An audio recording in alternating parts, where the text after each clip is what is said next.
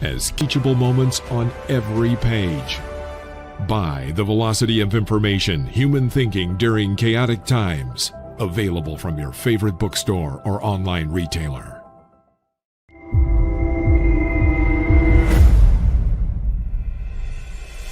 A must-read for parents, teachers, and taxpayers.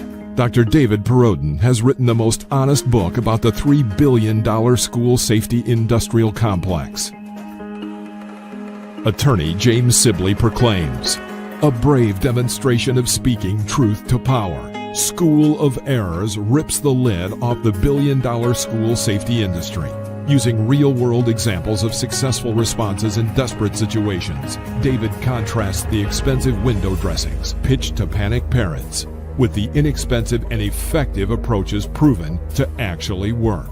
Read this book before you let your school waste another precious dollar on meaningless safety theater.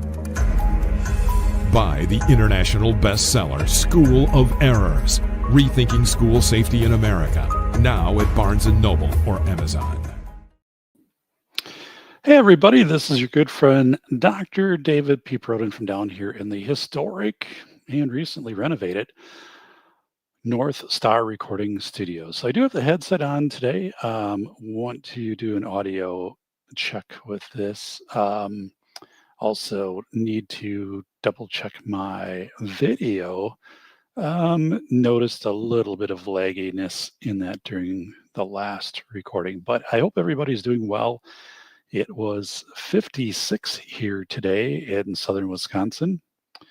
And so it's saying connection is unstable if you're on Wi-Fi, which I'm not. And this is directly with my Cat 3 into the wall. So it'll be interesting to see if this is a little choppy here. I used to have controls where I could go in and then just kind of shut off other people in the house or throttle them, I guess. But I'm not sure what is going on. But anyway, I guess I'll listen to it. So yeah, was 56 here today and mostly cloudy, but a little bit humid and not very windy. So a good day to be outside. And a few things that I did. First was I put out quite a few of the Halloween decorations. So the skeletons, and I have one that goes on the maple tree in the front and then one that goes up into the branches. And we have some little strobe lights on those that we got a long time ago, probably like 12, 15 years ago at Walmart, like after Halloween when they're clearing things out. So, and they take 3 AA batteries, which is getting to be kind of expensive. I went with the cheapest batteries I could find, which are Rayovac, and it was still $15 to get everything lit up. But we do let it go overnight, usually kind of into the next night also. So I have that set up and I'm excited about it because last year this time I had pneumonia, bacterial pneumonia. Yeah, it was awful. It was actually on the 29th of October that I got a nebulizer and was doing the nebulizer treatments. The nebulizer's still here somewhere. It's all boxed up. But thankfully that is behind me. That was a pretty awful time. And I didn't recover until last December, and I was still kind of weakened through the spring, but feeling good now. So yeah, spent part of the day getting things set up outside, which was really good. And I'm looking forward to it because it'll be low 50s on Friday and should be pretty nice weather for Halloween. Now, we've had a few Halloweens where we've had snow, and I remember taking my daughters out and we'd be going through snow. But it won't be that way this year. It should be a really nice day. Also, with the rest of this week being in the 50s, it preserves my firewood a little bit longer, which is good because I haven't received my firewood supply, my restock yet for this year. That'll be coming in mid-November. I do have wood left over from last year that I could burn, but I am a little bit ahead of schedule, actually, meaning by this time of year, I've probably had between 5 and 7 fires, and we've only had one so far this year. So it is our good friend Lobo in the chat. So there's a new feature here on, there we go, um, on StreamYard that allows you to change the font. And actually, there's tall, there's wide. Oh, I don't like wide. There's regular. I kind of like, let's do regular. So I'm very impressed with StreamYard, and I just renewed this for another year, and it was under $100. Um, and the cool part here was I don't even know, um, the multiple features that they've rolled out. It's very impressive, but I haven't taken the time to really get to know those. Um, but I also use this for local recording when I teach my university courses, and then I can go in and edit, and that really works out well too. So just again, can't say enough good things about StreamYard. I've been with them, for maybe 5, 6 years, and again, we're still under $100 for a year subscription, to use StreamYard, which I think is really a bargain for what it provides. So if you're ever getting into podcasting or wanting to record your own local videos, I would strongly recommend StreamYard. And if you want to do interviews, like there's a whole interface for private chat. So like I can, if I'm interviewing someone, I can put a message over that only they can see, like, hey, like let's take a break in like 3 minutes, or like let's move to this topic. And so, but yeah, so Bolo, it is it's been warmer here. When I say warmer, kind of like mid 50s, but it feels warm. It doesn't feel cold because the humidity's up a little bit, and I like it. So after putting the Halloween decorations out today, I also mowed the lawn twice with the mulcher, because I like to turn the leaves into mulch. We have sandy soil, so any organic matter you can add is a good thing.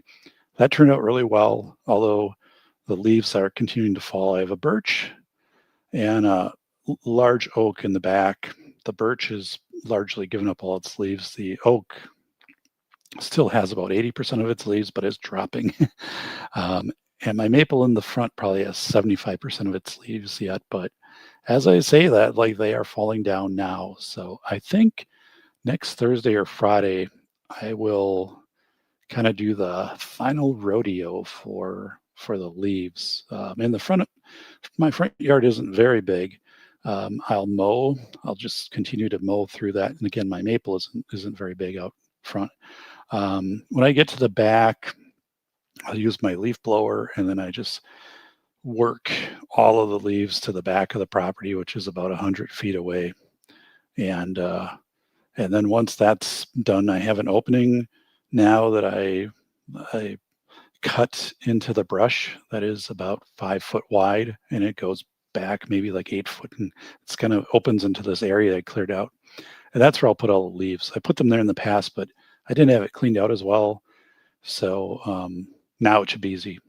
So the question from Bolo is the fire bush red? It's getting red. It's mostly green yet, but it will turn red. That's a great question. It usually is red this time of year, and then the leaves start to come off, but the leaves are still on it, and they're mostly green. I was looking at that today. As I was mowing, I was like, whoa, we've had some freezes, so it should quickly turn red, and then the leaves should fall off. But yeah, so I'm just kind of waiting. I don't like taking care of leaves, but I did learn a little trick over the last few years. I would put the leaf vac. So I have an Echo leaf blower, and it also has a vacuum attachment. And what I would do is I would put the vacuum attachment on and go around a stone landscaping and suck up all the leaves. That took a lot of time, and it also takes a while to like put that attachment on. And then I don't know if it was my idea or someone just told me or how I picked up, but they're like, well, just use your leaf blower and just blow the leaves out of that area and onto your yard, and then just mow over them. I was like, well, that, yeah, takes about 10 minutes versus, like an hour. And then in spring, I always put the leaf vac on and suck everything up. I'll make sure all the stones are, everything is good. And then I have a couple window wells that tend to fill up with leaves over the winter and clean those out. So Bolo is saying his fire bushes are still green, but the neighbors are red. Our neighbor across the road, their maple tree is a beautiful orange and red right now. And my maple is more of like brown. So it is a terrific tree, but it kind of shows its color in spring when the leaves come in, but not really in fall. It's a little, I don't know. It kind of prefers to like show itself, showcase in spring. My oak is a little more colorful this year than past years, so that's been really good.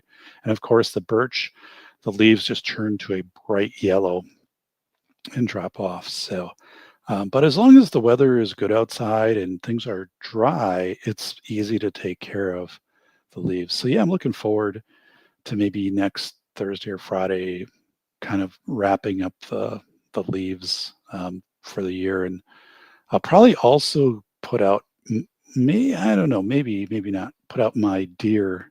I have 4 steel deer. Steel is a metal; they're like very heavy, which again I bought on like clearance from Home Depot 20 years ago, and it's best to get those out early while the ground is still rather soft to spike them down.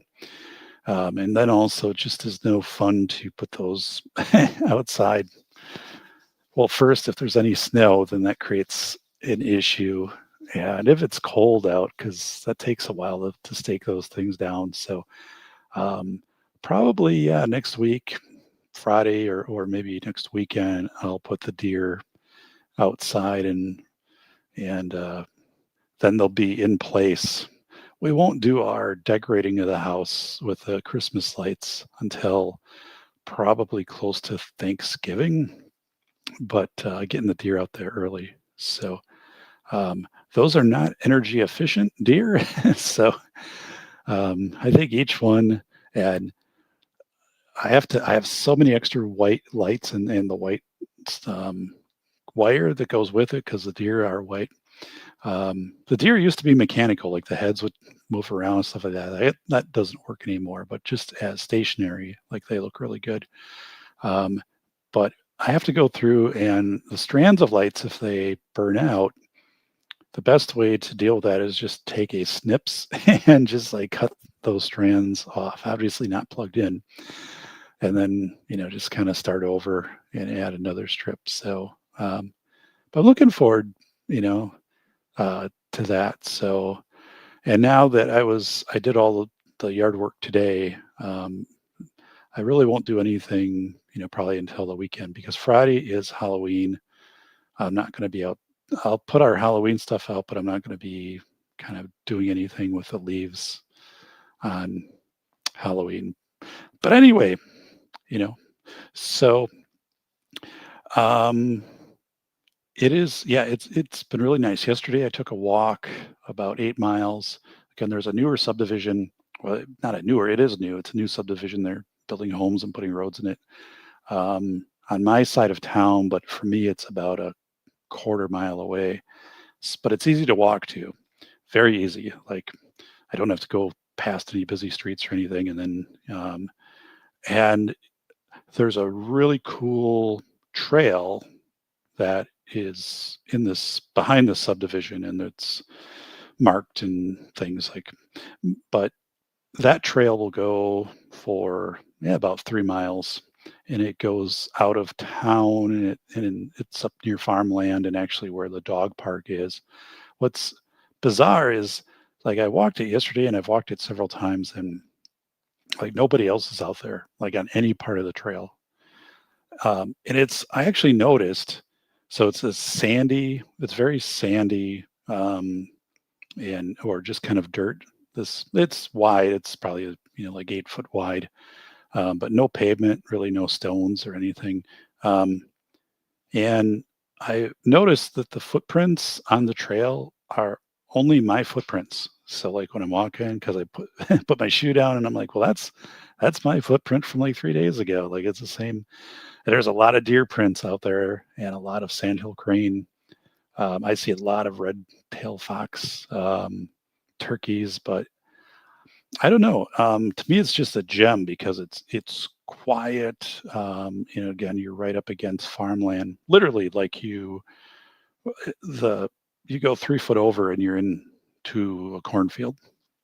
So um, that's just been really good. It's just great walking. And then I come back and I walk. I changed my route a little bit, so I walk past the helo pad at the hospital. So right past. Usually the helicopter is sitting out there. Sometimes they have it in the big garage, like in back. But like yesterday, it was sitting out there. And then then you pick up another trail that I can either take all the way back or I can take a shortcut and cut across and back where the high school is and get home. And I tend to do that, although they're adding on to the high school. They're adding another gym and an 8-lane pool.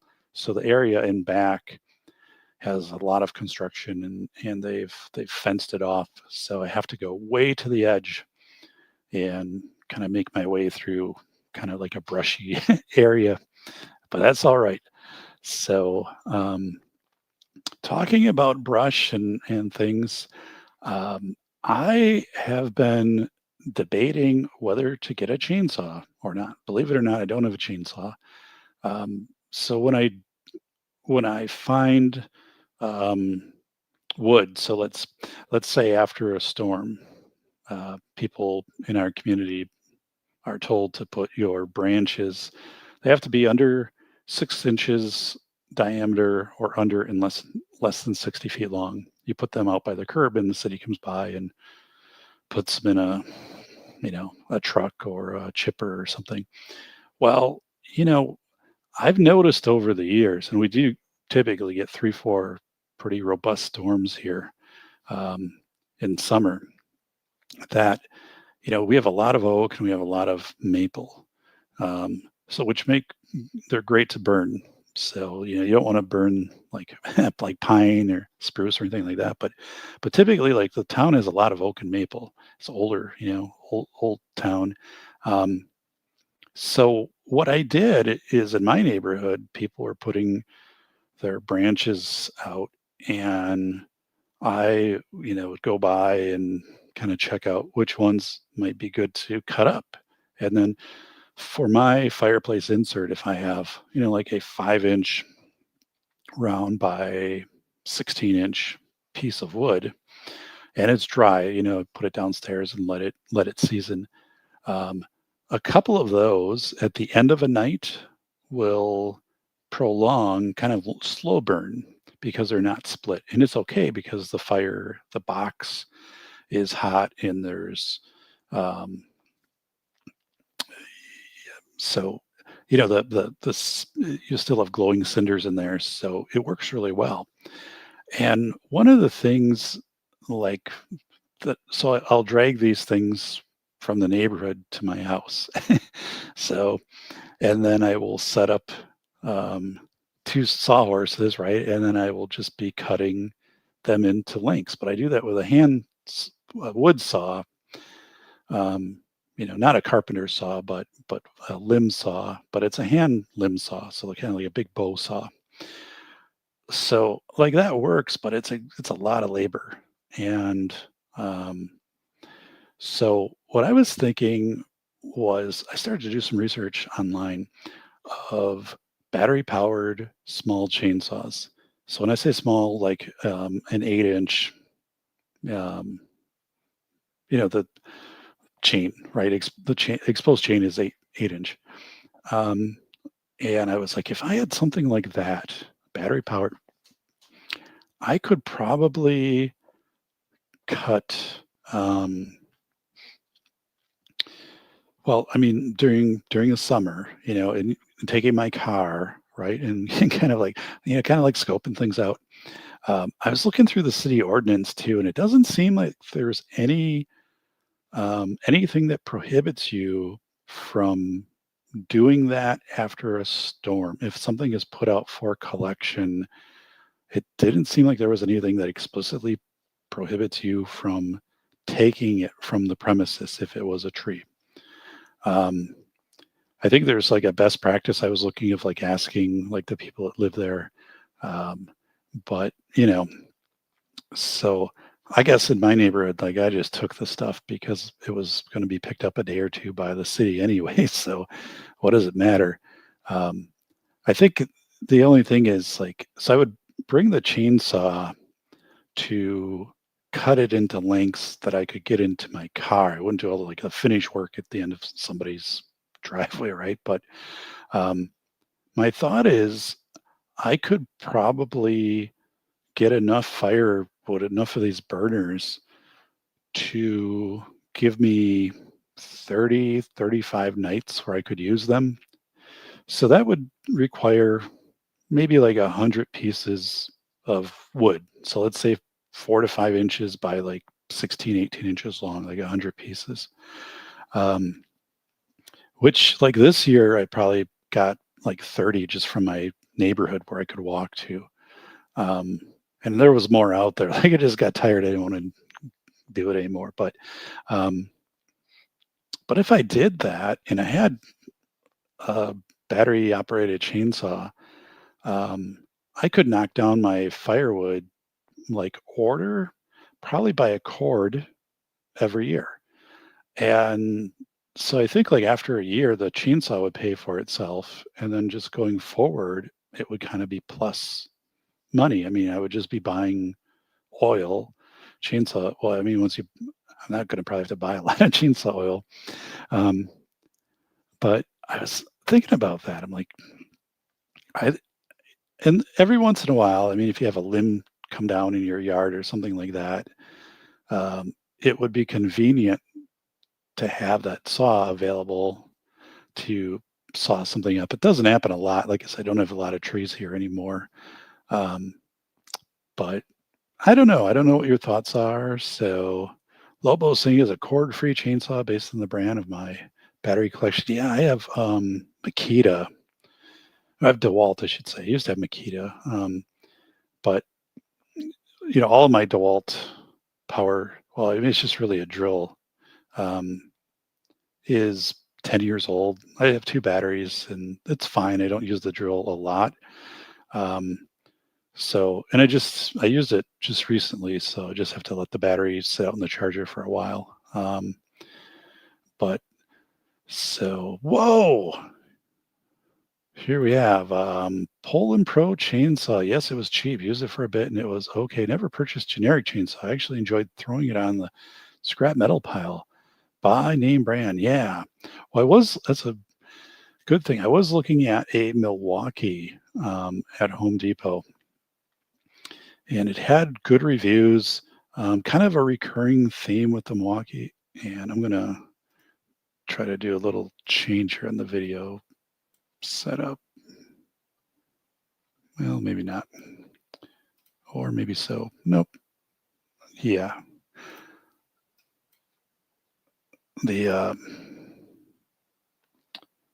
I'm going to zoom in a little bit. There we go. There we go. I think that's a little better. So, okay. Excuse me. So this is a bigger monitor. So come on, snap out of it. There we go. Oh, it's homeschool time. Okay, yeah, not sure. YouTube changed it back. Okay. All right. Doing some math there, homeschool time. I've looked, just kind of online, and I'll go in and I'll start looking in person. But the Milwaukee one, like the reviews are like it's built durable and it's like 4.8 out of 5 stars with 2,000 reviews. The one knock on it seems to be like that the bar oil caps can be knocked off. But that seems like, and then it can kind of create a mess. So that's one thing too, is like if I do this, I'm going to get a little plastic tub to basically put the chainsaw in when I have it in my trunk because I don't want to move around. I don't want chainsaw oil getting in my trunk. Um, but yeah, I think the bar. So that was the thing, like in the reviews. But I'm like, well, and then you're reading the rest of you guys, like I take this thing up in a tree. It's got like a hook on it that you can like carry it around, like put it up. I'm like, well, I'm not doing any of that stuff. Um, I mean, I don't think I'm going to be in a situation where the oil, the chain oil cap is going to be a problem for me. I don't have anything else Milwaukee, so and I was thinking first of like just getting a sawzall and being like, this will be the approach. But then I was like, well, I don't have another purpose for a sawzall. And I've never kind of thought. The only time I thought I wish I had a sawzall was when I was cutting wood like this. And if I'm going to cut wood like this, it makes sense to get a small chainsaw that's designed for that versus a sawzall, which um, wouldn't be optimized for that. So, but I'm really leaning in this direction because there have been numerous times when I'm like, wow, like that house with those branches in front and stuff. Like I could from that house alone, I could get 2 weeks of firewood. When I'm talking firewood again, I'm talking my insert with burners and maybe like burning 3 at the end of a night, but then it would keep the fire going. And then the other part is like, my heating bill in winter is pretty low because of the firewood, but then I'm paying for the firewood. It's kind of offsets, but it's remarkable. I mean, I have a ranch house, and again, the heating is really low because the house is well insulated when it was um, had had the exterior. I had steel siding put on in 2011. At that time, they also did house wrap, the Tyvek. So, um, and the house has always been pretty well insulated up above. So, talking about that, I noticed. So, I have 40-year landmark architectural shingles that were put on in 2011, and the shingles are in excellent shape, but they have this mildew and kind of these like stain marks on them, which is very common for shingles in my area once you get kind of past the 10-year mark. So, and there are companies in our area who exclusively offer a service to soft wash that. Um, so they're not power washing it, but then it moves that. And I'm going to have that done next, probably late May or June.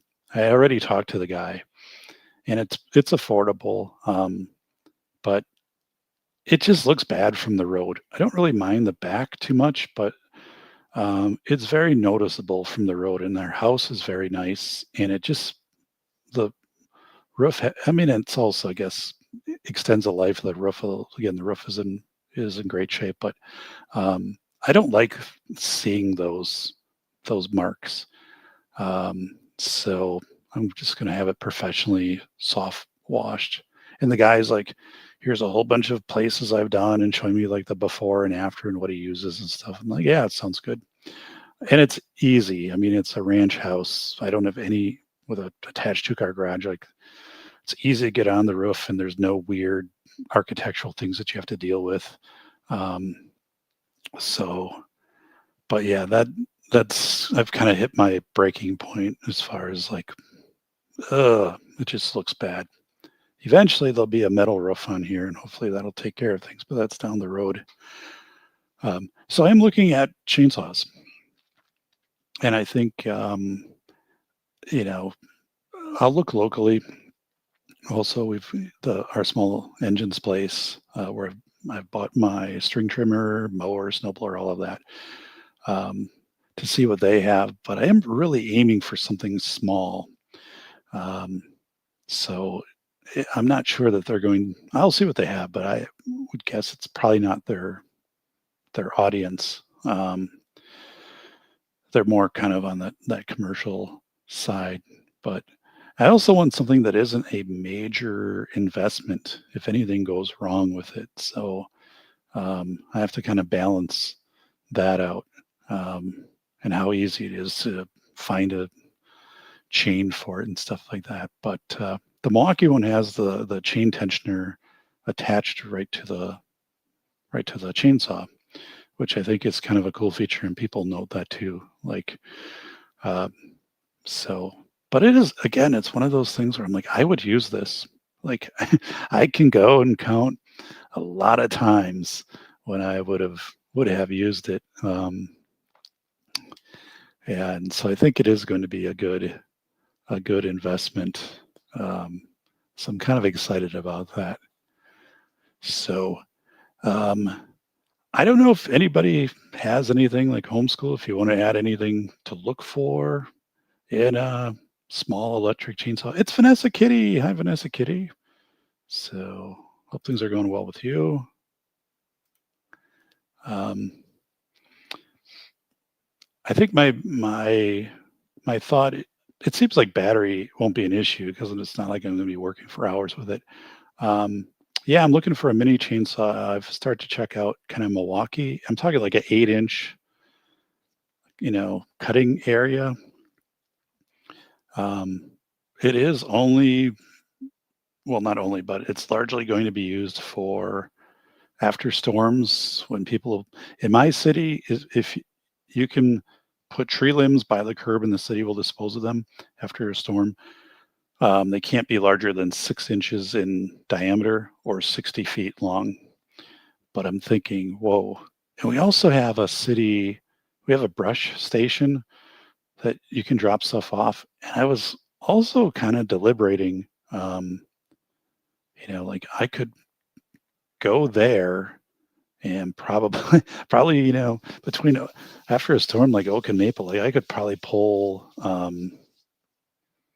you know, a lot of firewood out of there. When I talk firewood, I'm talking again, I have a ton of split wood, but I like to have um, some unsplit wood that's 4 to 6 inches by 16 to 18 inches long. I call them burners, and the purpose of those is when we have really cold nights, like zero when it gets below zero. I like to be able to throw 2 or 3 of those in the fire insert at the end of the night when I go to bed, because then they'll burn. The insert, was hot enough where it'll burn them. Um, and so, and the way that I have my basement area set up, it's easy to season those. So if I get those in summer, the humidity is low in the furnace room where all the firewood is. So typically the moisture drops out of those pretty fast. Yeah, no, I would buy name brand. Yeah, it's something like Milwaukee. Um, so yeah, I know. I'm a fan too of gas. I just don't know how much I would like. I think it would be more upkeep on a gas mower for what or a gas chainsaw for what I'm going to use it for. Echo. Okay, I'll look. Like I have an Echo. My leaf blower's Echo, and it's awesome. I've had it for 7 years. I used it today, and it converts to the vac, and I love it. It's a game changer. I can't. It's kind of weird because before I had the leaf blower, I just raked, and I never. Well, I had a leaf blower. It was electric, so it was a Toro, and I had 100-foot heavy cord, and then there was this bucket, and it had a breaker on the top of it. So if it was pulling too many too many amps, it would cut it out. Um, so I would plug this thing in, and then you plug in the outlet in the front of the house, outlet in the back, and But then when I got my two-stroke Echo, I was like, holy smokes, I can't believe how awesome this is. Um, and I didn't have a snowblower until 2008. So the first 7 years I lived here, it seems like we had really big snows back then we don't kind of get the big snows as frequently, but so it was all shovel. And, that's was not fun, especially the end of the drive when the snowplow would come through. So I loved my snowblower. I was like, how did I not have a snowblower the moment I got down here? And how did I not get a leaf blower? So, um, but so yeah. Oh, Vanessa saying they would do this same growing up. Yeah, and I have, like I said, I harvested about 30 what I call burners this summer from different storms. Um, and yeah, you have blue light blocking glasses. LED lights are not good for your eyes. So yeah, well, they're in back of me. So I don't have LED in front of me. And the two diffuser lights from Logitech do have a blue light cover on them. But thanks, yeah, thanks for pointing that out. And I also like this Dell monitor I got in summer, or it's an office monitor and it has blue light um, setting, which I have on it, and then my two side monitors have the blue light setting on them too, all the Dells. Um, so YouTube decided to display everyone's unique channel name rather than that's weird. I don't know what's up with that. I have to see. Um, so they said that stuff about incandescent lights and fluorescent. Yeah. I just kind of think one of the biggest things of lights is having a well lit area. So I have two Logitech lights in front of me, which are designed for lighting me like during a presentation. I got them at Best Buy, and they're like $50 a piece. They're really good, and they're diffused. And then I have a light going down here, and then I've got my overhead. I guess they used to be 8-foot tube or 4-foot tube lights, and now they're converted to LED. But yeah, I don't have anything really like bright aiming toward me. Most of the light is like aimed down. I do like a bright work area though. So down here there are no windows, and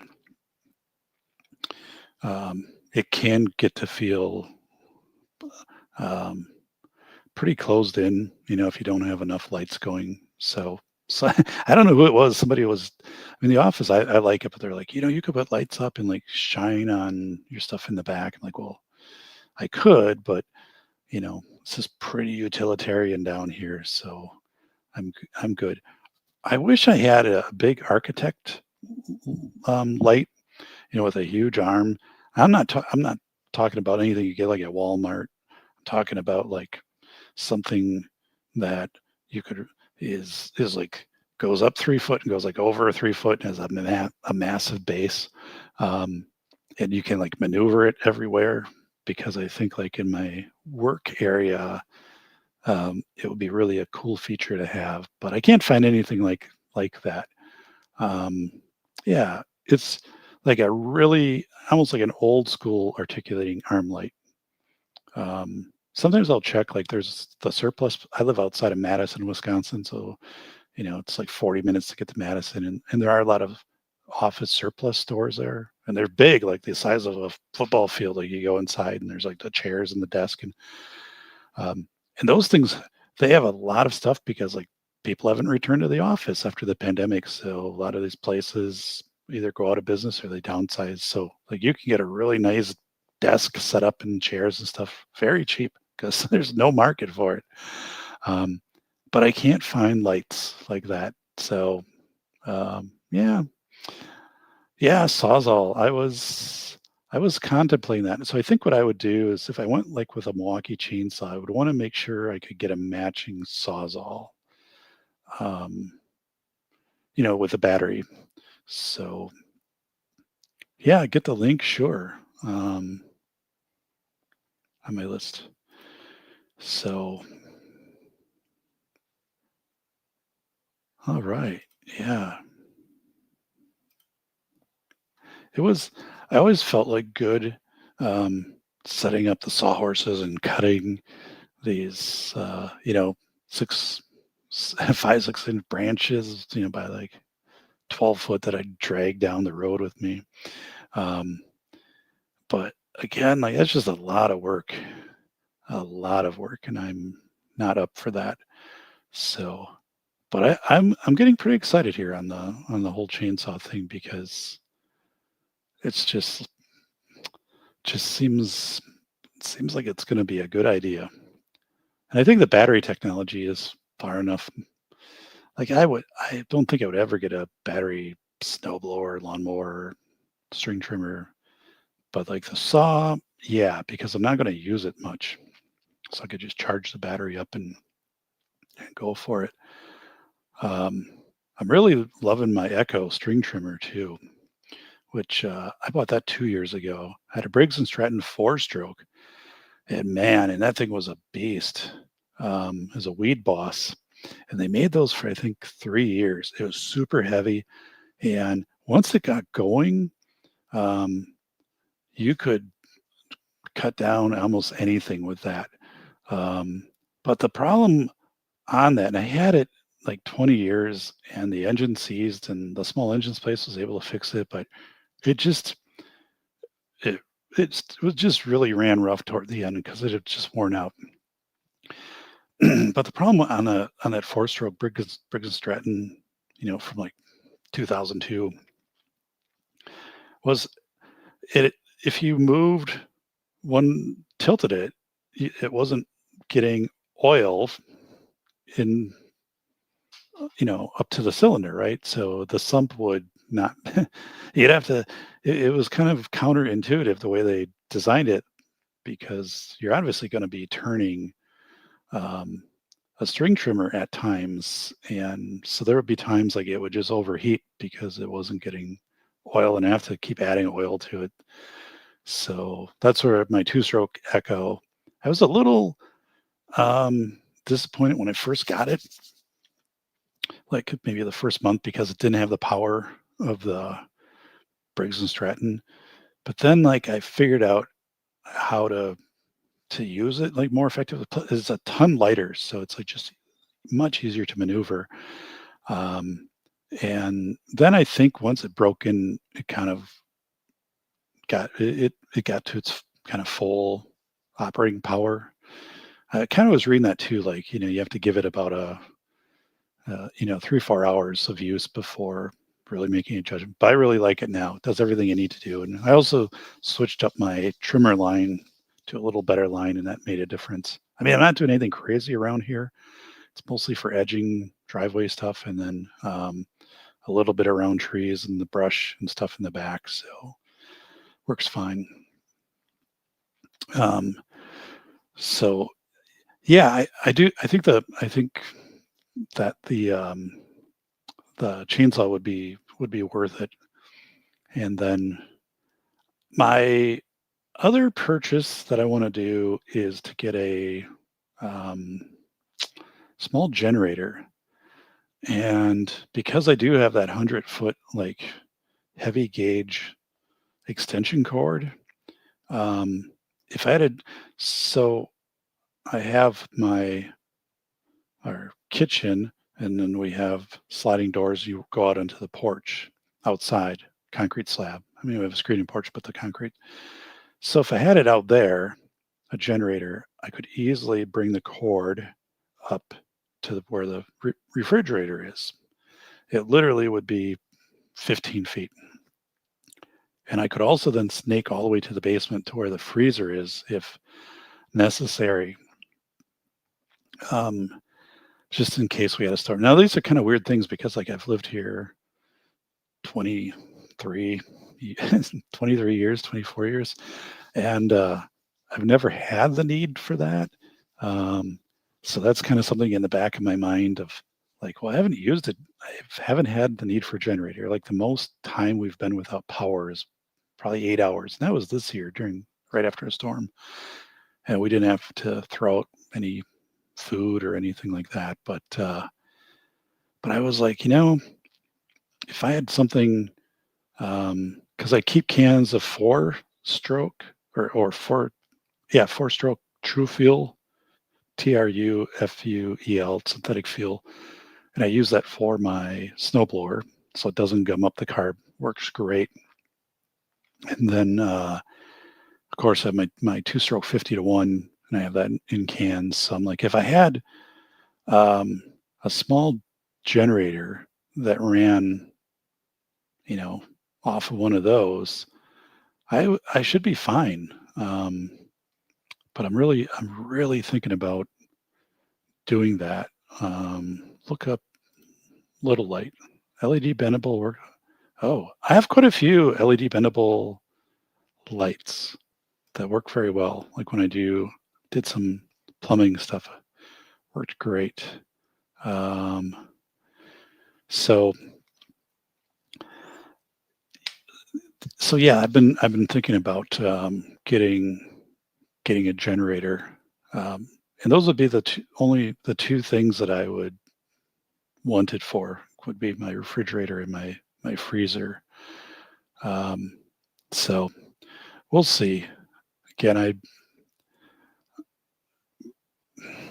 and because I live in a city, typically utilities are restored here pretty fast versus, like the country. So um, I don't know.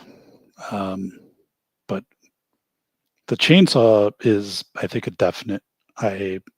Again, there are several times a year I'm like, boy, if I if I had a small chainsaw, I could be bringing home a lot of burner wood, and then by doing that, I would be able to decrease by probably a cord my firewood order, um, and just have this option to keep things hotter overnight.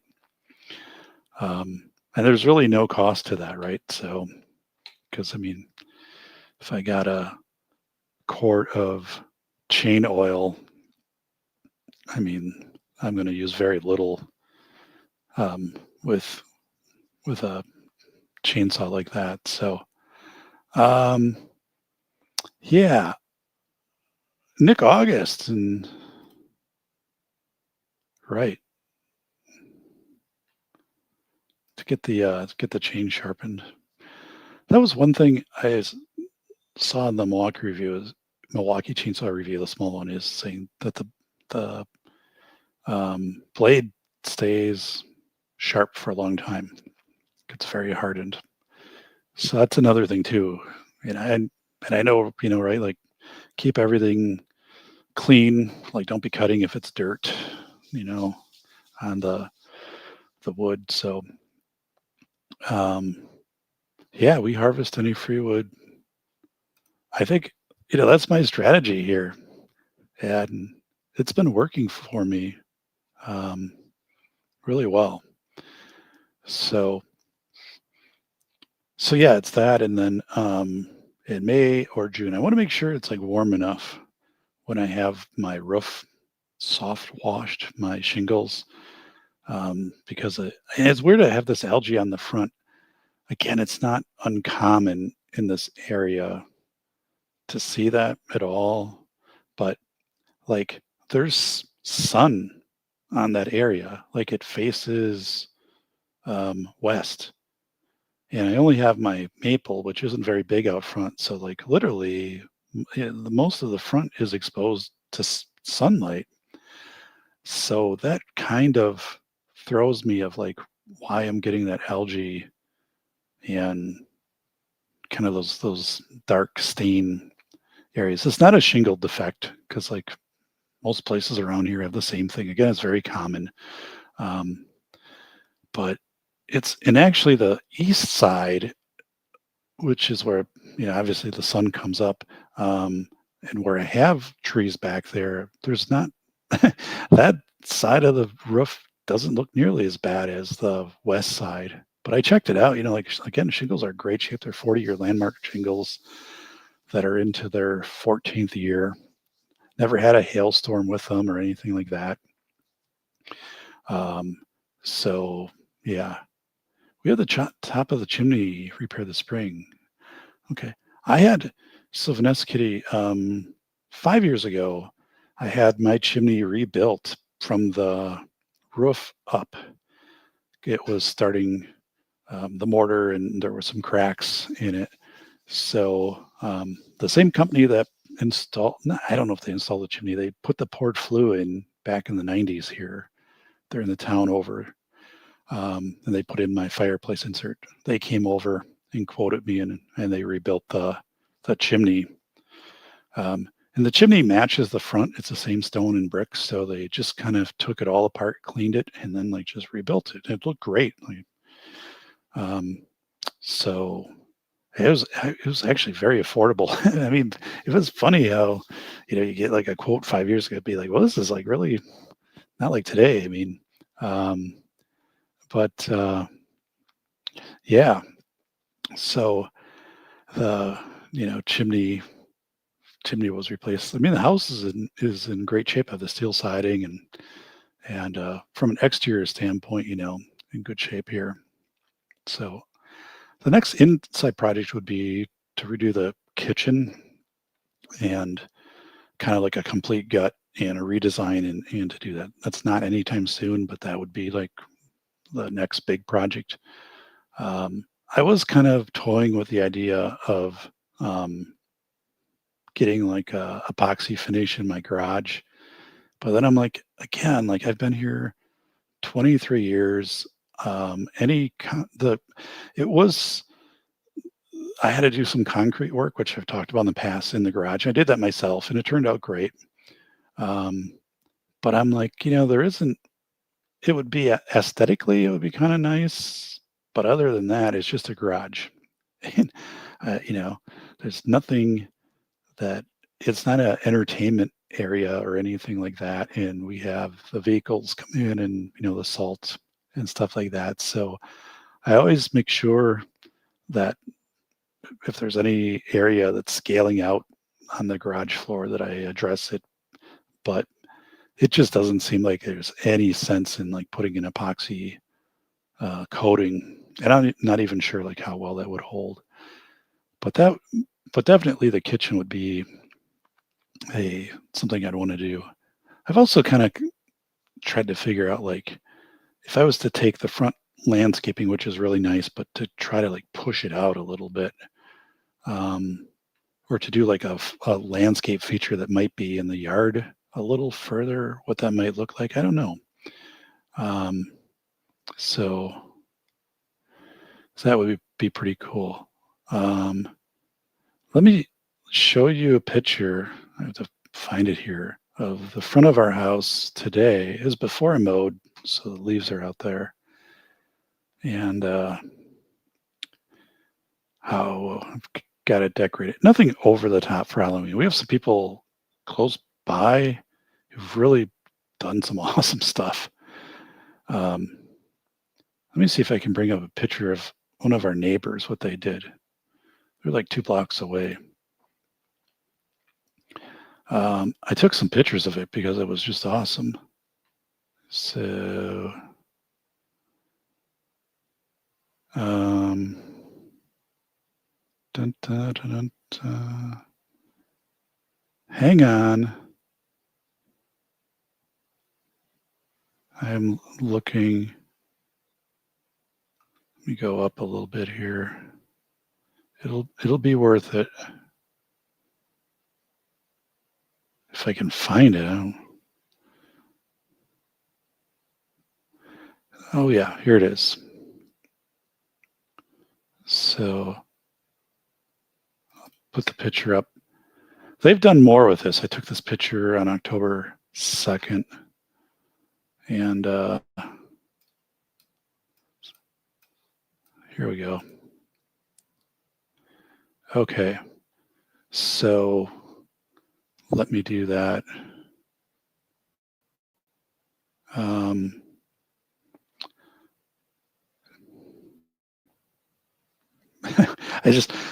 The controls are all different on StreamYard. Again, I love it. I just haven't spent enough time to become familiar with everything here. So I'm going to share screen, entire screen. Here we go. Okay. So you should be seeing it right now. So that is like 2 blocks away from us. So they've done more with this, and it's all lit up. So this thing is huge, and it looks like orange flames are going through it like at night. And I mean, it's a really nice house. Um, but they so I have nothing like this. But to me, when people do stuff like this, I think it's awesome. I absolutely love that they did this. I think it's super creative. I'm not a big fan of these inflatables because I just think that's the easy way out. Where here, like, it's a lot of work put into this versus like just turning a button and the fan inflates whatever. Um, this thing has big skulls back here. Like to me, like this area just looks really cool. And they spent a lot of time putting this together. So down the road from us, like would be on in back of this house, like kind of house back here. They would do where they'd make it look like a car had crashed into a tree, like an actual car. So they would have like the hood up and like fog coming out. And I thought that was a little too graphic. This is intense. Like, I'm not sure if I was 5 years old, I would want to walk up to the front door here, but I think it's pretty cool. So let me get out of that. I'll show you this isn't everything. Like I have more stuff I'll put out, but what I did today, um, hang on.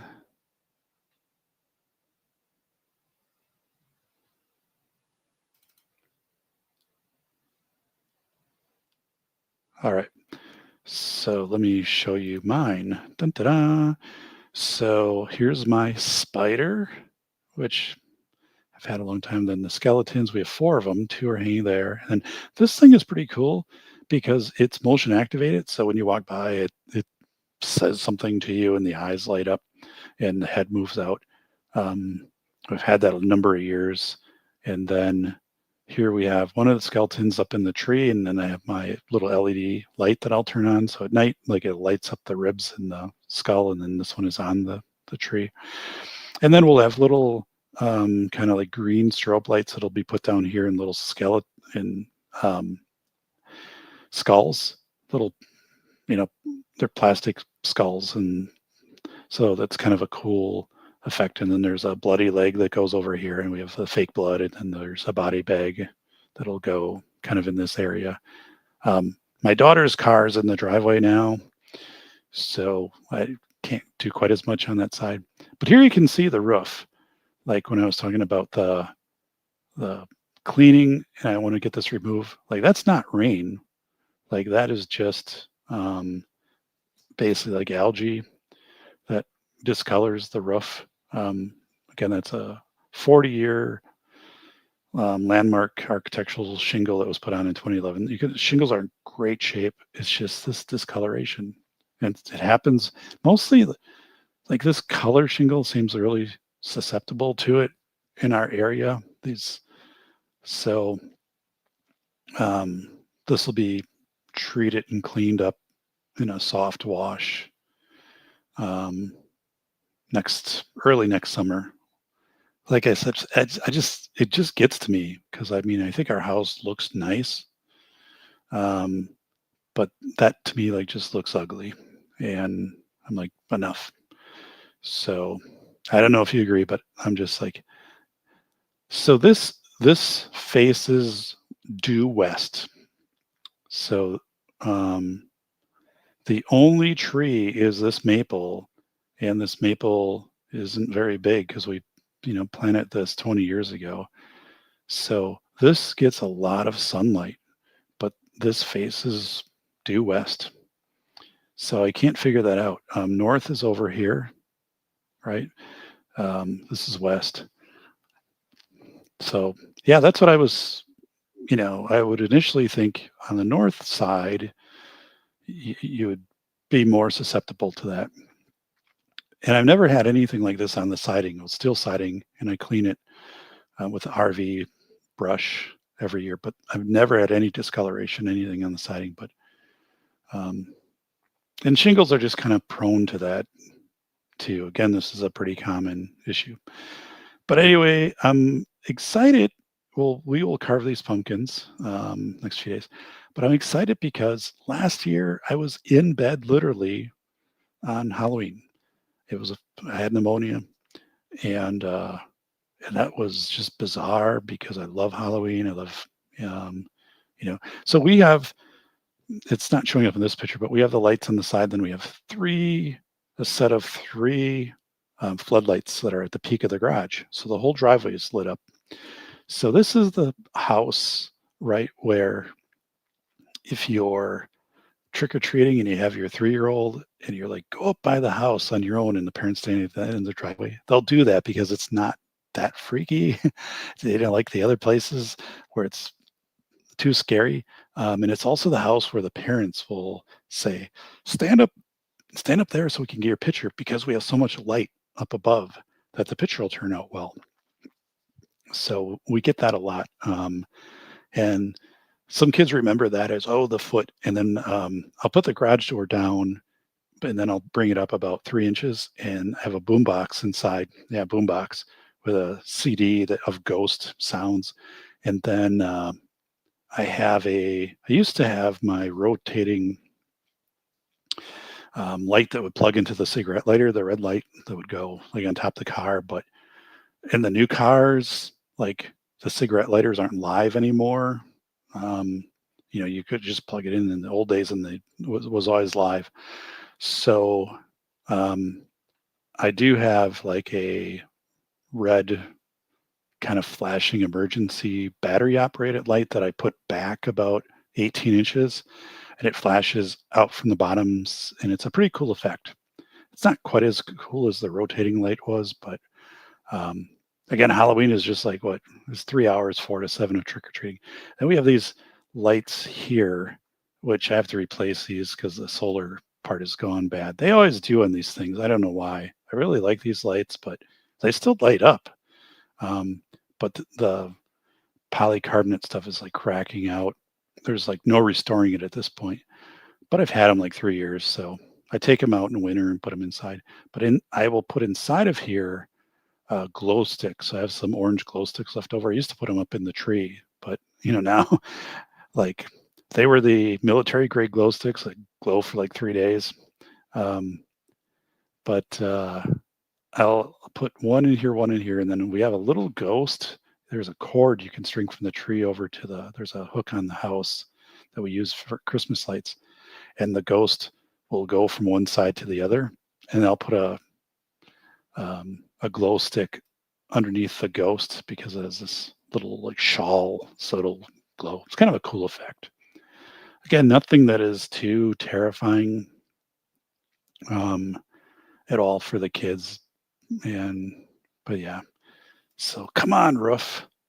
I love these shingles. Like the roof previous to this was like a light tan out, and there was a antenna that was up here, the previous owners, and we had that removed, the TV antenna, and then it had rust. It's their big rust streaks like coming down the front. But yeah, this irritates me. I just visually am kind of cooked on that. But yeah, I don't know what to do.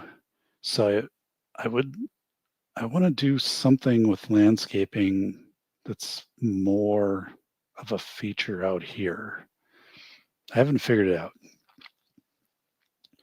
I really like what I did here. I mean, this is permanent because it's poured curbing. I love that stuff. Keeps the stones in. Never had a stone come out of that. The squirrels don't eat it up like the plastic edging. It's never cracked. I think it looks great. Like I love it. And I had that done like before inflation hit. So I remember 3 years ago, the guy quoted me in fall he's going to come do it, and then he got behind, and then he kept the quote and honored it the next year. If I had to do it again, I really like what I did here, but I would swing it out further on the bottom here. I think I would have brought this out like 3 foot, and and brought one of this shrub, like all of these things were kind of small. I mean, the birch bark is just awesome this year. That's after a trimming. It finally came in. Like I planted this thing like 7 years ago. We had a fire bush here that had died, and for like the first 6 years, it just it was like a Charlie Brown's Christmas shrub. I mean, it didn't do anything, and then this year it just like totally grew in and the nine bark. Um, but I'm not going to do anything down here now because again, I've got all of this in there, and maybe I'll just leave it the way that it is. Because I think it looks fine and it's kind of a minimalist look. So, ooh, a little spooky here, but so it's cool.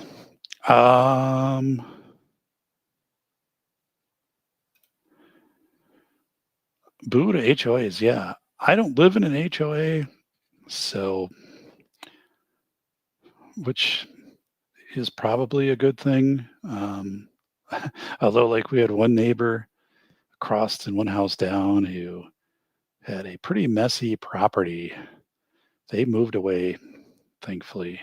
When they moved away, it was 2 years ago, and I'll never forget. Like they threw everything out. It was baffling.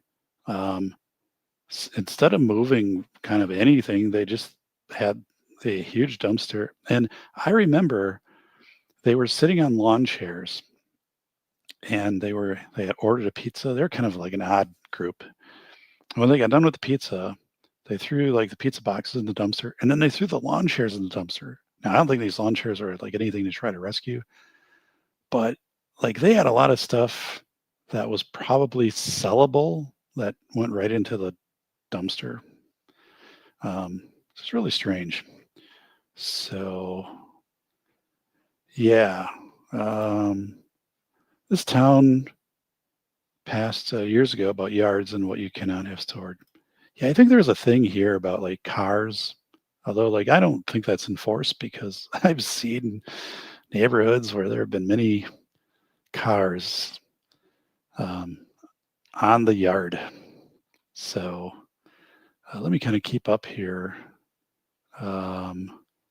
It's the armored ghost. It's Zippy. My goodness, Zippy. I hope the weather is good. But look at this the free tube. It's Zippy. So it's good to see you, buddy. Local pickers have had a fun few days. So, oh, sorry. I need to do this the right way. So, I did when we bought this house, 20 some years ago, I had a home inspection. So, and we did a ton of home improvements on this house. I mean, probably spent whatever it cost to build this house in improvements. The house looks nothing like it did when it was built. So again, bring up, it had red cedar. This was all red cedar. The stone was there, but that was it. Like this was redone in 2011. This was all red cedar. The garage door was widened. So when the people came back a few summers ago, they were driving through town and we were outside and they had this house built. He worked at the railroad. The railroad was really big in the 70s, a hub right here. So he stopped and said, wow, like this is so different than like, it did when we bought it, it was really had a dark look to it. Not very welcoming. So to me, like if you look at this, it might look like it was built in the 90s, but it was built in 1976. And then steel siding, really has held up well in just everything we've done.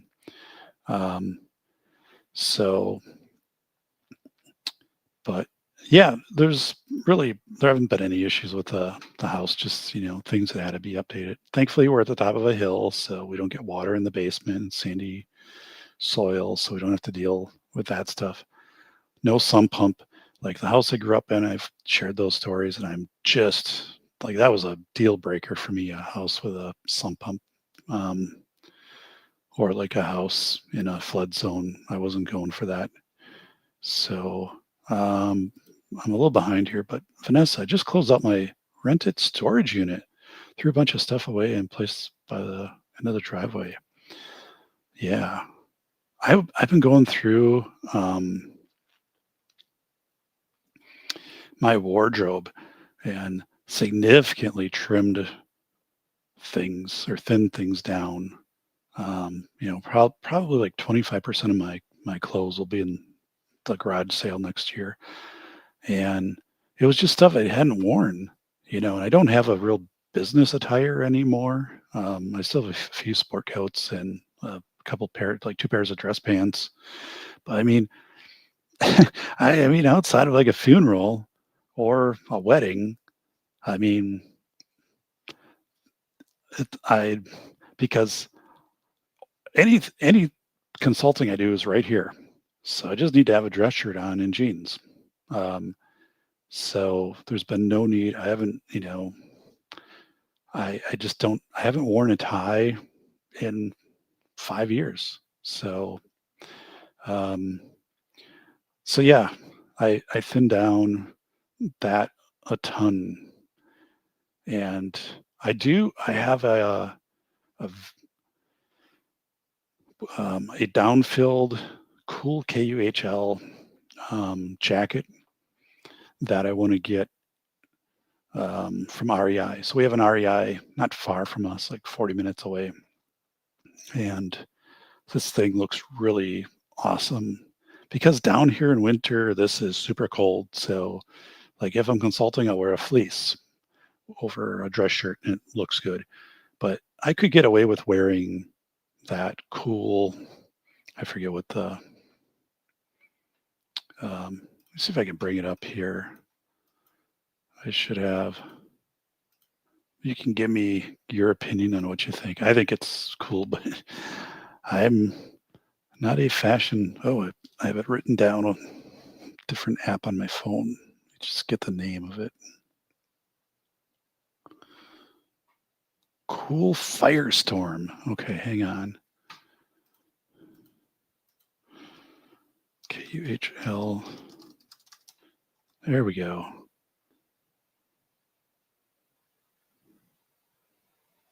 Let me bring it up. Tell me your okay, so I'm going to switch over to it. So this is at REI, but this is a cool website. So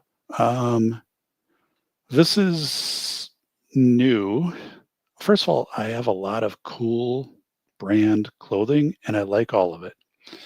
So I've had good experiences with the brand, but this is a down jacket. So the one that I have that I'll wear inside the house in winter, or I'll wear down here if I'm just working on things and not consulting, because again, this isn't heated in winter, is an REI down-filled liner from a jacket that I had. So it was meant to be a zip-in liner. It wasn't meant to be in anything kind of worn outside, and it's very puffy. So it keeps me warm, but it's nothing. It would look ridiculous if I was on camera with it. And again, it doesn't have like a durable shell for it, so it really is meant to be like a layer to have something on top of it for durability. So this is the Firestorm down jacket. I like this a lot. I like the square pattern instead of the rolls that typically go across in the horizontal rolls in the down jackets. I like this. I think it's more slimming. I just think the pattern looks really cool. Another thing here is that the sleeves are a little bit longer, and like the reviews of this, that's always a shout out of saying, appreciate that the sleeves are a little bit longer. They are elastic cuffs. I wish they were kind of Velcro, but again, I've had really good luck with Cool. And there's a couple zip pockets on the side, which is all I need because I'm not going to, like I've got other coats if I'm going to be doing like heavy stuff outside. This is really the coat that I would wear inside of the house or like during meetings in winter. I think it looks really cool. So it is just the jacket. They do have the hoodie one. I don't want that. Um, Let me know what you think. It has a little bit of a tail on it too, which I like. And then if I did wear this outside, which would just be a walk, it wouldn't be doing anything else. I think it looks really cool. And there's like the side image, so it's not overdone with logos also. Um, I just really, really like this. And I would get the black. And so let me see here. It is, dun, dun, dun, yeah, the 800 fill goose down, which is a warmer down. Um, so anyway, I'm pretty convinced, or I've convinced myself I'm going to buy this. I'll try it on. I'll go down to REI and, but I'm just like, I think it's cool. So let me go back to,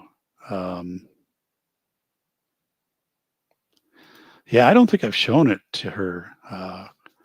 She wouldn't mind. I mean, either way, her response would be like, you're wearing it, so get what you like. So, hey, it's Gabriel. Dun, dun, dun.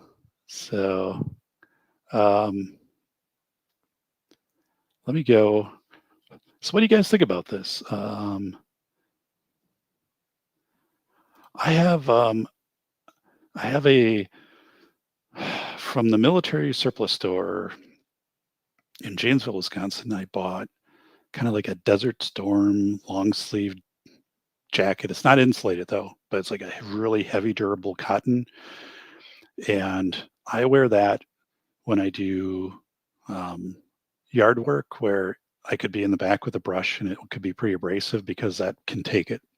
And I've had that for years. It's hanging up. And that's when I use that, but it has like no warmth quality to it. My elevated bunker is highly defensive against zombies and mummies, but not flying witches. So, yeah. Carry backpacker, messenger bag, etc. if you need to carry more stuff.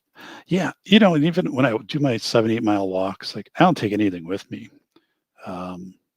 So outside of a shop towel, paper towel that I'll fold because my nose gets runny from like pollen and stuff.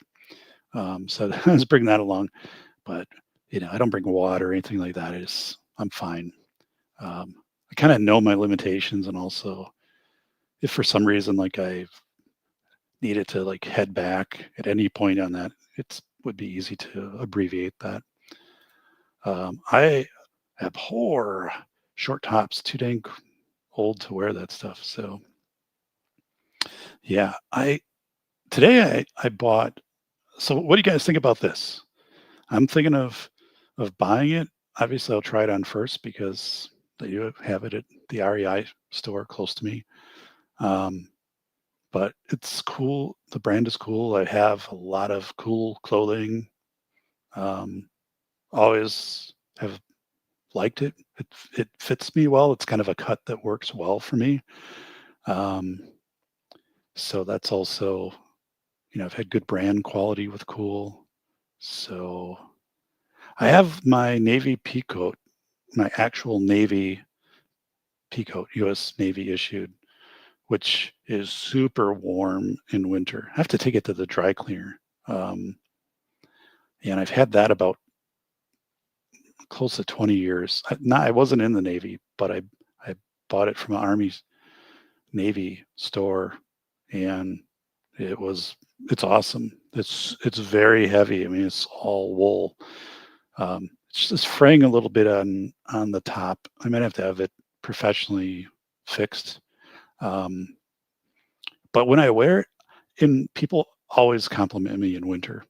And last year I was at a local fast food restaurant, Culver's, and I had the jacket on, And a lady comes up to me and she said, "Thank you for your service in the Navy, sir." And I was like, "Oh, yeah, this is a Navy peacoat." I wasn't in the Navy though. So, um, but it is my Navy peacoat's very impressive.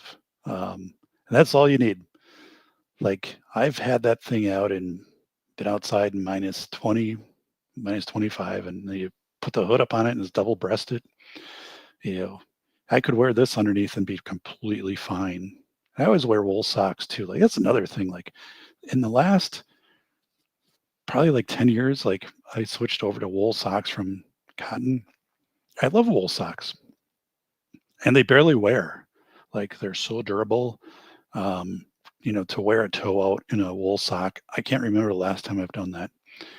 Um, so, dun, dun, dun, dun, dun, dun, dun, dun.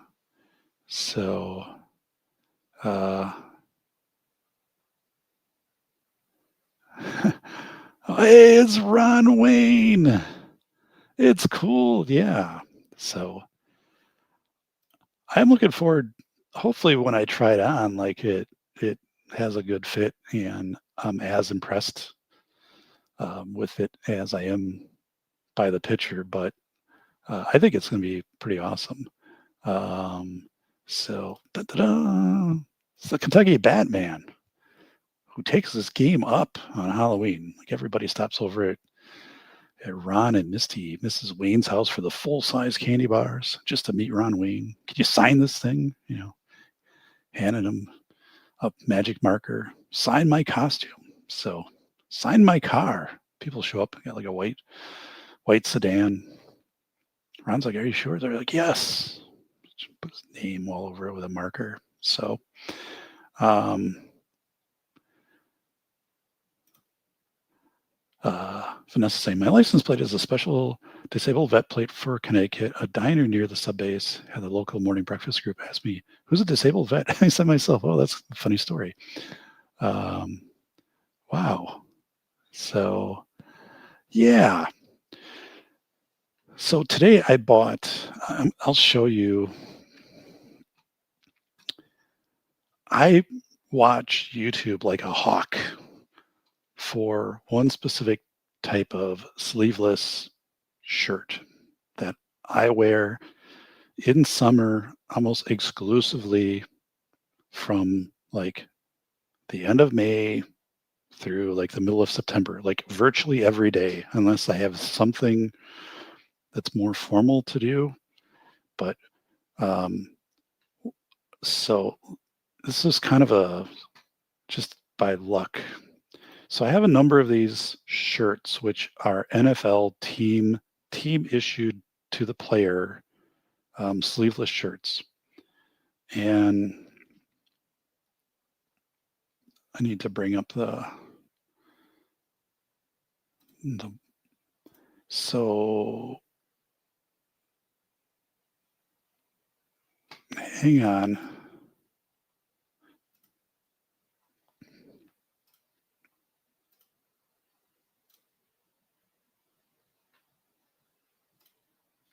Okay, so it's not going to be that exciting, but to me it was. Um, so this this is a NFL issued Nike Pro Combat shirt, and I have about 6 or 7 of these. So I wear these virtually every day with the same. I have probably like 8 pairs of ex officio khaki shorts that they stopped making 15 years ago. And I bought them up then, and like I'll watch eBay if there's ever a pair that shows up. Um, they have like a built-in belt, and they're just really awesome looking. They kind of look like Magnum PI's shorts from the Magnum PI TV series back in the 80s. And like I every day in summer, every single day, that just I always wear them. And they look really cool. And people sometimes will be like, "Where do you get those?" Well, you have to get in a time machine. You get them from 1998.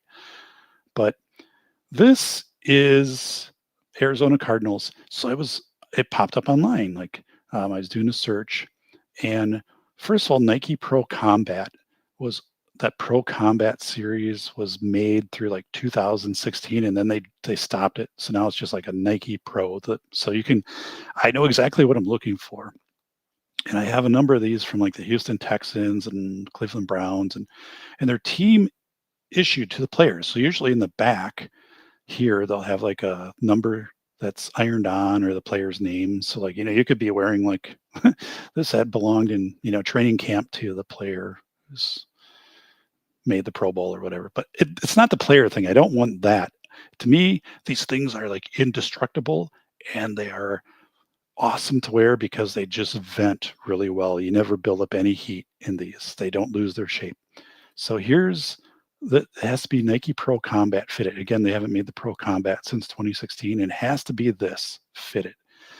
Double XL, and they are kind of slimmer fit, and they're longer, and I have big shoulders, so all of mine are 2XL, and they look great on me. And then the back has this venting system, which I love. So like the guy, this was in Arizona, and he has this shop that he sells used sporting equipment, and he gets stuff from the professional teams will offload their stuff, and this was one he picked up from the pro team. So, and then he sent me the number. So I emailed him, and I'm like, can you, like, there's a tag inside and the number on it, and then I matched it to the ones that I have, and I'm like, yes. So he called me this morning, and he's like, I've got just this one.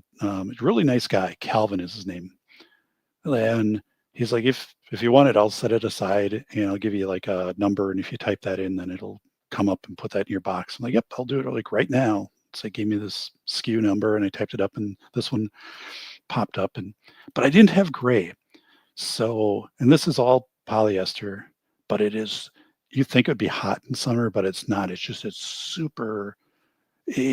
so comfortable to wear. I have, orange and brown and navy blue and black, and now I didn't have gray until this.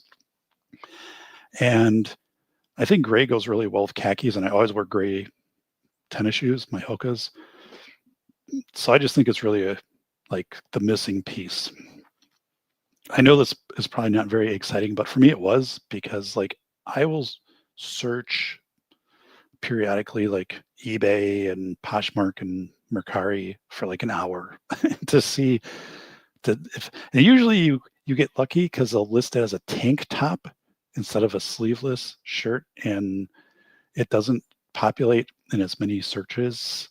So, and when you get the official team merch, because the NFL doesn't want stuff that's going to be cheap and flimsy and ripped apart. Like, I've never had even a snag on any of these that I've bought. Like, you'll wear them, and I was doing stuff, and then I had these like prickly things from like, I don't know what the hell they were in the backyard. I had to cut all of it down with a string trimmer in summer. Some invasive, crazy thing, and they were like all over the side of a shirt, the same type as this. And I'm taking them off, and the fabric was completely intact, like not a strand. So I just felt like it was awesome. I felt like, hey, kind of an early birthday present. My birthday is a week from Friday, a week from Halloween. So it made my day. So, dun, dun, dun.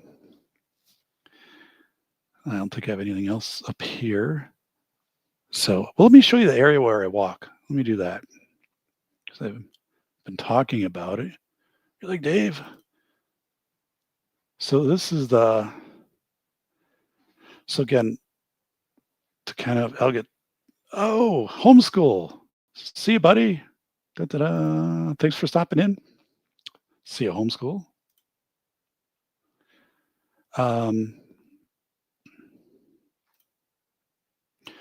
So again, this is north of me. This is where this is the trail that is on the edge of the new subdivision. So you'd be looking out, and this is all farmland. Eventually this will be developed all the way, as far as you can see. Like, that's the plan. So the development now is like one plot over from where this is, but it'll probably be a while before anything happens here. I always thought that if I won the lottery and $500 million, I would buy this piece of land, this hill back here, tear down whatever's up here, and build a house. And then I always think this is so cool. Like, um, so, and you can actually walk pretty close. Like the trail like snakes way back here. But there's something about this that is just mesmerizing. Hey, I caught a UFO. What the hell is that? Ron, what is that? Is that a bat? Jeez. Now we got a whole conspiracy thing going on. The hell's going on? There's a flying saucer. I didn't catch it at the time. Bolo. It's a flying saucer. Let's go to the next photo. So, jeez. Yeah. So this is the dog park. So like we were over here, and then that's the hill, and this road goes all the way up, and then there's like a different road here, which is also stone, which is more cars. This is a walking path actually. Like there's like big boulders out here, so you can't like take a car on this. I suppose you could, but so yeah, if you're like right here, like if I'm like right at the edge where the dog park is, I never see anybody out here with their dogs, by the way. I've never once. I don't know what the hell this building is. I mean, this is a goofy structure here. I mean, I don't know what's going on. What's going on over here? So if I'm like right here, it's about 3 miles from my house, to walk back. So I just think this is awesome. Like I just love a sunny day to be out there. And here's a look from the edge looking back. So here's the new subdivision. Here were those fields I took a picture of before. And these are all new homes. So 2 years ago, this was all fields and trees. There wasn't a single home out here. So this has been developed now. And there are probably about 25 more homes to go in on this side before they start moving over. So the trail goes here and it loops around, and I kind of pick it up from my house. Like I'll walk over here, and then there's just another angle. Oh, and then on the way back, I walk past the hospital, and then they have their helicopter usually sitting outside their med flight, their UW med flight. So it's kind of cool. So the hospital is like 1.5 miles from my house, which was very convenient. This was built, I think it opened in 2005. So when we first got here, there was a hospital like from 1890 that they were still using on the other side of town, like a real spooky place. And then this opened. Both of our daughters were born in this hospital. So yeah, kind of cool stuff. Hey, is anybody still here? So no one has been posting. Is anybody left? Is anybody here? So yeah. Anybody here? Bolo, are you still here? Vanessa, you guys here? I don't look frozen. So all right. Is anybody here? Check. This year's Halloween costume is a shirt that says PhD. Wow. It's kind of funny because I don't, I have the PhD up here, just kind of by default, but I'd never lead off with doctor, even though like I earned my PhD out of UW-Madison, which I think is very prestigious. I mean, and it was very rigorous. I turned my dissertation into a best-selling book, but I never lead with that. And it kind of stands out to me when people get their doctoral degree and then immediately they put doctor at the front of their LinkedIn or other stuff. And, And I don't know. To me, it's a little off-putting to do that. Like, um, yeah, I don't know. And maybe I'm reading it wrong. I mean, I understand it's a big thing, and but and for me, I mean, it's a good thing. I'm glad I did it, and it opened up many doors for me at the university and different tiered classes I could teach and stuff like that. Um, but I've never said to anybody, "Well, address me as doctor." And I know people who have done that, and people who do their own business cards up and stuff like that. And so, um, and I never do that at the university level. Although, like people, obviously the syllabus will say Dr. Proden because you want to highlight that credential when you're teaching at the university because of credibility. But um, yeah, I don't know. Somebody was asking me just recently. They were getting their doctoral degree, and I'm like, well, I got the frame on the back, and yeah, my I remember when I did my dissertation, I was thinking, well, I want this to be like meaningful for other people and also something that I can take and then further develop into a book. And that's why I did such a rigorous dissertation. I don't like dissertations when people, again, UW-Madison is a gold standard, and I had professors who were incredible, and had these incredible professional experiences. Like one was a statistician with Nabisco and was talking about how marketing works and how to like translate that into like the education setting and how to like put together surveys and constructs, and just an awesome. I mean, I just you had access to some of the best people out there and their knowledge, and you got to work with just awesome people. I mean, that was 10 years ago. Um, but I don't know where I was going with that. Someone was asking me, they're in the process of doing their dissertation, and I said, do something. Avoid a dissertation is like, what are the characteristics of effective school boards? Like, because nobody cares.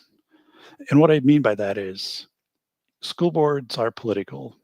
People run, they're elected, and if they do something that's has controversy or whatever, they're typically voted off. So it's more political than it is like this group working together because every election can just change a school board.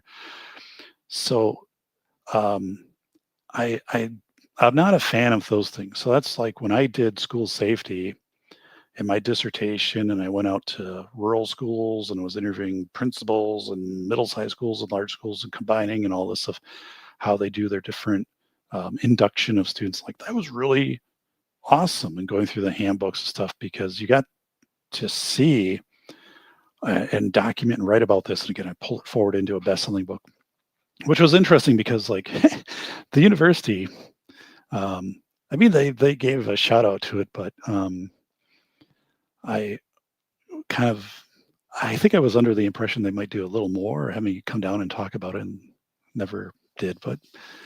Um, but anyway, I but I loved just my experience with UW and had some absolutely terrific people to work with, and professionally. So here was the thing: if you're getting a doctoral degree, what are you going to do with it? And for me, getting the PhD, obtaining the PhD from UW Madison, like a accredited high profile university, allowed me then at the university I was working at, teaching at, to take on higher level classes that you have to have a PhD to instruct. So it opened up a door to new classes, and classes eventually that I would rewrite the syllabus and curriculum. So it was a pathway to a whole level, a new tier of courses that I could instruct, it was a lot of fun. And then you're getting people who are pretty far down the line, like they're a step behind a PhD when they get to that level. So you're really interacting with people at a pretty high level, meaning like you're not teaching the basics of things, you're teaching them a pretty complex level. So I really I put the PhD to use immediately, and then that reciprocated because the university um, benefited from me having a PhD because I could offer these courses that you'd have to have somebody with a terminal degree, PhD, to teach, and then also there's formulas of federal funding for student loans and things that you have to have different levels for the instructors. And it just elevates like the program in the university to have the instructor report it like with this degree. I think, there was behind the scenes, like with the university setting now, I was never full time. I was just always part time faculty, but the you get ranked like outside of the university system. There's a process where they rank you at the university based upon like your degree and then also your professional publications. So like the books that were both through a professional, it was Roman and Littlefield, which was considered a academic publisher, now bought out by Bloomsbury publisher, Harry Potter. And my journal articles were all like in peer reviewed journals, Kaplan. So those count as scholarly works. So you get your score goes up, meaning I shouldn't say your value to the university because I think that's subjective, but kind of like if you have more prominent publishing out there in a higher degree, it reflects better for the university to have those members on their staff. Obviously, right? I mean, it could be any profession, right? Like, so whatever you're doing, like if you have more experience and more credentials, you're more valuable to that organization, and it makes the organization kind of ups their prestige level and stuff a little bit. I don't want to kind of misrepresent that, but I think you get what I'm talking about. Do you think marketing actually improves sales? I don't know. Well, yeah, I'll just say marketing. So, in the context of education, um, Wisconsin is an open enrollment state, which I don't know, most states now kind of are. Meaning, when I grew up, whatever school district I physically resided in, I had to go to those schools. The only option, my parents could have placed me in a private school outside of there, but they would have had to transport me in. But now with open enrollment, um, students can attend any school they want. I mean, typically the parents have to transport them. Um, but so schools now very much know like their money comes from the student enrollment, and student enrollments are going down everywhere, just not as many kids. Um, so the schools will market, they'll hire a full-time marketing person, and you'll see TV commercials for open enrollment, and you'll see really big sports facilities, and the school name and the school logos are very prominent now, and anything that is kind of public facing um, is really done to recruit. Um, so I don't think that's necessarily good. It's just the environment that we're in with schools in Wisconsin because, for example, where I'm at is a community of 10,000 people, and we have a number of smaller communities around us. So, we are the ones that will have the 8-lane pool that they're building right now. We're not really known for sports here, um, but there's more course offerings, and then it's also really well known for a tech ed center. They're actually building a building next to the school, which will be big enough that you can build like a house inside of it, and then like break the house down, and you know, um, and so anyway, like if you're a parent and you want your child to have more opportunities of courses and stuff, you might go from that small district where the community is 1,000 people to ours. And likewise, like from ours, you could open enroll to one of the suburb districts in Madison, 30 minutes away, and have access to some really um, districts with some expensive facilities and a broader scope of offerings. But I think what I learned Armored Ghost was it wasn't so much like in my PhD the marketing. It was how like the one professor that had worked at Nabisco, and then he came back and he had worked in schools and stuff, but he taught us like how to put together a survey so you could actually really find out. So there's things called constructs. So I'd have to break this down in another show, but it was basically saying, like, what do you want to learn from this survey? Like, do people not come to school events because like it's inconvenient because of like the time, or is it because of the cost, or whatever it is? And then you would have like 4 questions that would ask kind of the same question, but you'd have them scattered throughout the survey. And then you would look, those would be a construct. So you'd specifically look for those to see like if they were answered in a similar way. And it was just really like, I learned how to do this and I teach this in the classes. Like I said, I'm not doing a good job of it now because I wasn't kind of prepared to do that. But I'm like, wow, this makes a lot of sense. Because I also get really into it with the students that I teach higher level, who are principals and administrators. I'm like, because they'll be like, we did a survey of parents and whatever. I'm like, well, how'd you come up with the questions? Like, what are you trying to learn from this? So, and anybody can put together a survey, right? But I think you have to have like categories and understand what the answers. And there's a lot of surveys that just have really bad wording. Like, in the last 12 months, have you seen anybody use tobacco? It's like, well, how's the last 12 months what's tobacco? Ron Wayne tobacco. Yeah. It's like is kind of from the old West. Well, Ron, it was good to have you here, buddy. So I appreciate it very much. So yeah. Have a good Halloween. If I don't think I'm going to be on before Halloween. I needed to check. This is that Sennheiser headset, and I haven't used this for a while. And I did some updates on some of the software and things, and I wanted to make sure it wasn't glitching out because I will be getting back into the consulting and stuff pretty soon here. So good night, Mr. Wayne. So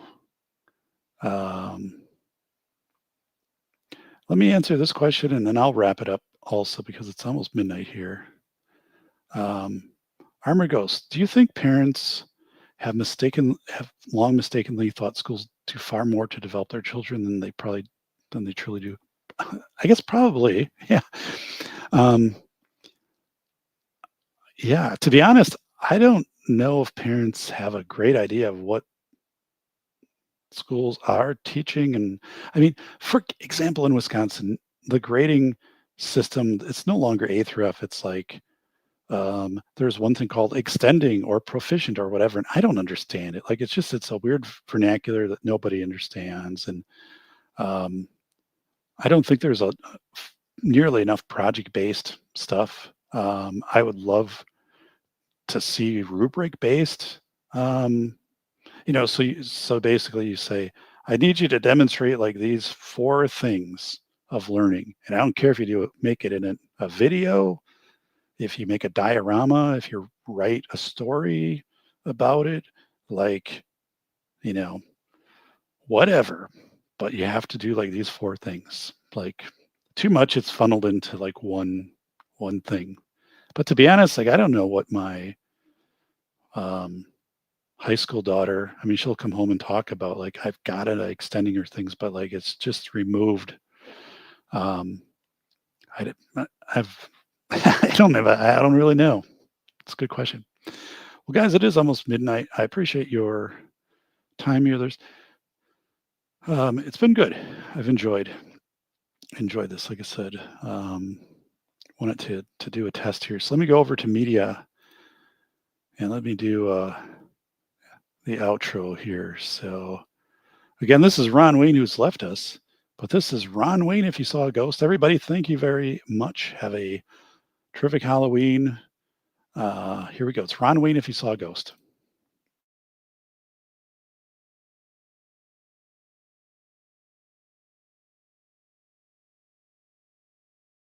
Holy shit, a ghost. Ooh.